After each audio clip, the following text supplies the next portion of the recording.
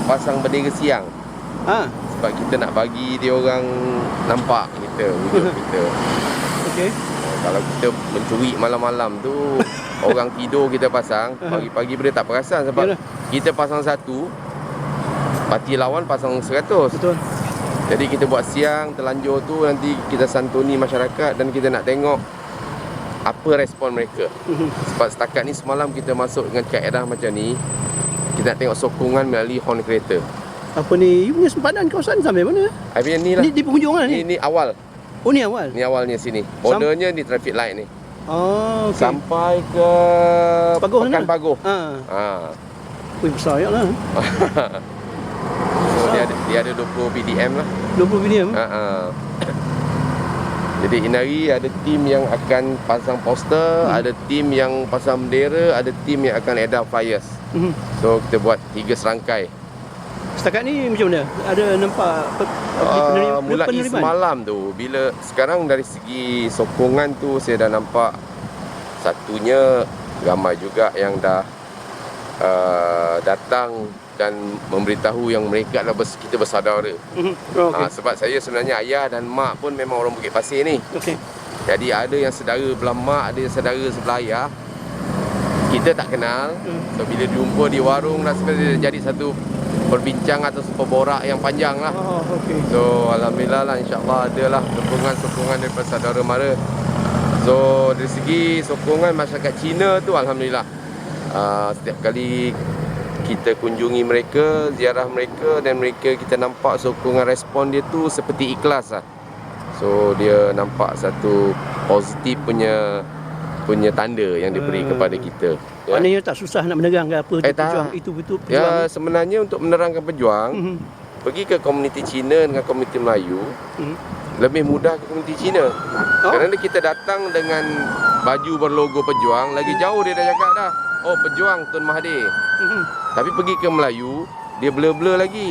Sampaikan kita datang ke rumah, dia cakap, oh ini calon ni Mayudin punya. Warna biru, dia tengok warna biru. That's why kita tak ada perbezaan sangat. Semuanya nampak biru-biru tu. Dia ingat kita dengan Mayudin sama lah. So kita kena terangkan balik. So cuma yang kita nak dekati sekarang ni adalah belia-belia. Pusaki baki program selepas ni. Ya, ini yang kita akan mungkin jalankan satu aktiviti bersama belia. So kita malam esok pun kita adakan satu live, iaitu dengan tajuk kita untuk hala tuju dan masa depan belia. Itu dia punya perancangan yang kita nak dia nampak. Yang kita nak dia nampak, nak menyedarkan mereka bahawa hari ini dia seorang remaja belia. So dia tinggal dengan ibu dengan ayah. Dia ada gaji RM1,000 pun dia dah cukup dah.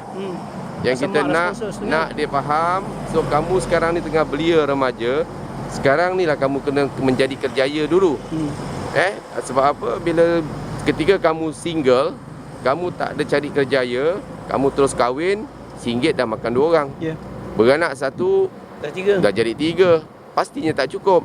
Pastinya nanti di Malaysia ni kita akan jadi penambahan B40. Akibatnya kenapa? Puncanya kenapa? Apabila belia tu tadi berkahwin tanpa persediaan. Kerjayanya tak tetap, dengan awareness dalam kerjaya tak ada. So mereka hanya bekerja tu orang cakap untuk dapat gaji. Bukan dia kerja dengan satu kesedaran. Sebab kalau dia pergi kerja dengan kesedaran, maka dia akan ada peningkatan dari segi kerjayanya. Yalah bila you datang, you bekerja, you bertanggungjawab dan you berinisiatif. Sudah pastinya disenangi oleh pihak pengurusan. Tapi kalau datang hanya punch card in, punch card out, so dia ni bukan dalam level yang prestasi bagus. Jadi dia tak ada increment yang baik, dia tak ada kenaikan gaji yang baik, tak ada promotion tak bagi ada dia lah. Dan kat situ masa depan dia memang dia tak nampak. Jadi penumpang je lah. Yang inilah belia, kita nak mereka faham bahawa persediaannya sekarang yang dia kena buat. So macam mana dia nak masuk alam kerjaya, tak apalah. Kamu masuk alam kerjaya hanya lepasan SPM. So ada cara dan kaedahnya untuk dia berjaya. Mungkin kamu masuk dalam kerjaya lepasan universiti, ijazah. Ada dia punya cara dan kaedahnya untuk kamu bersaing dan berjaya. Jadi yang ini kebanyakan belia-belia Melayu kita, mereka hanya terjun. Kalau dia dapat satu pengurusan atau pentadbiran yang bagus, maka mereka ni akan terbentuk dia punya kerjaya. Tetapi kalau ada setengah majikan ni yang dia ambil kesempatan. Ya, kamu kerja dengan saya, kita bayar gaji.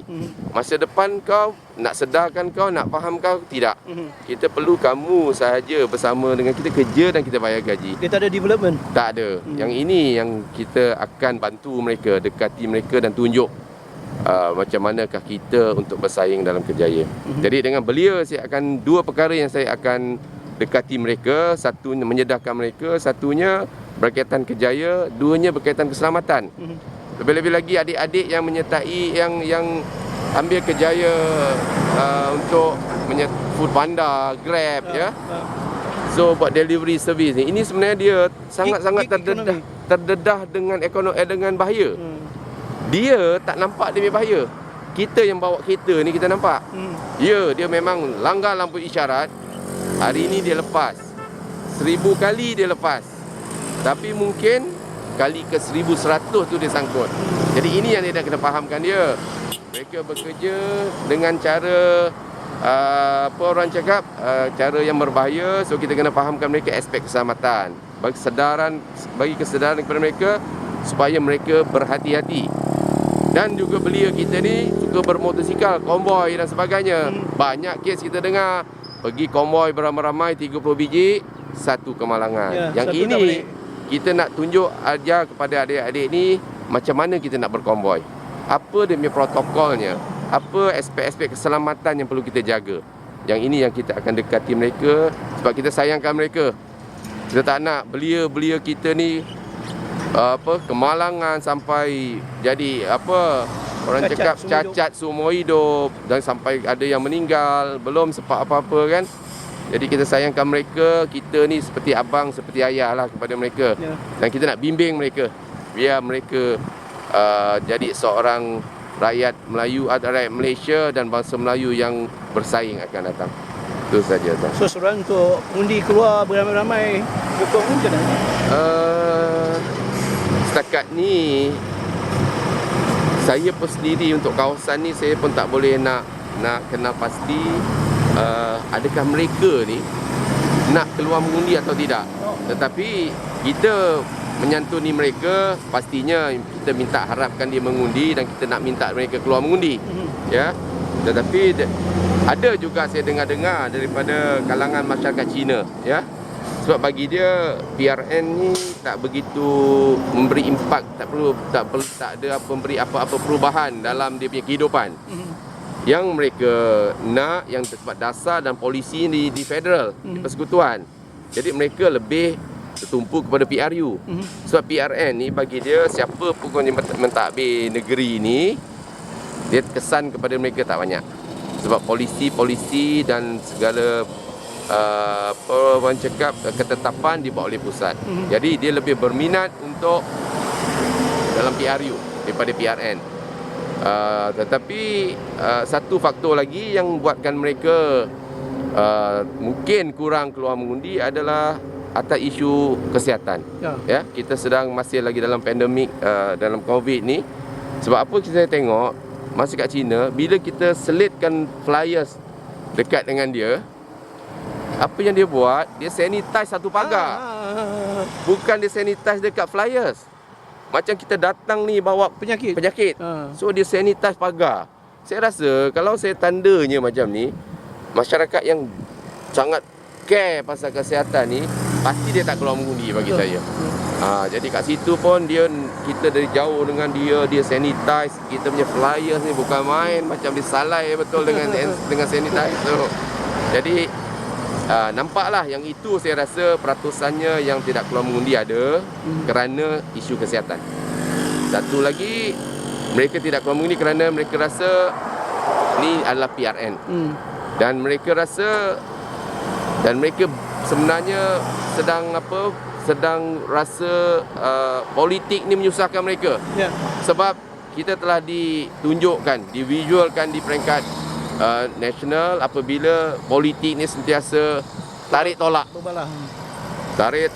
perbalahan, tak stabil, ya, dengan masalah itu dan ini. Bagi dia cakap ini sama je lah semua, ya. Jadi di atas kelemahan tadi, di atas situasi yang difikirkan oleh masyarakat tadi, saya mendekati mereka dan memahamkan bahawa ini tanggungjawab. So pastinya kita daripada Parti Pejuang. So kita, that's why saya nampakkan kenapa kita bertanding solo. Sebab kita lah yang nak menstabilkan politik Malaysia. Betul. Saya cakap dengan mereka, jadi kita jangan kata berniaga, berkongsi dengan orang lain. Dengan adik-beradik pun you kongsi, you boleh gaduh. Apatah lagi ni sebuah parti. Ya. Jadi masyarakat kita kena fahamkan lah. So ni kita ada beberapa hari lagi untuk kita jalankan sesi kempen, dan tetapi kita lebih menjerumus kepada mengajak mereka untuk keluar mengundi dan memilih kita Parti Pejuang.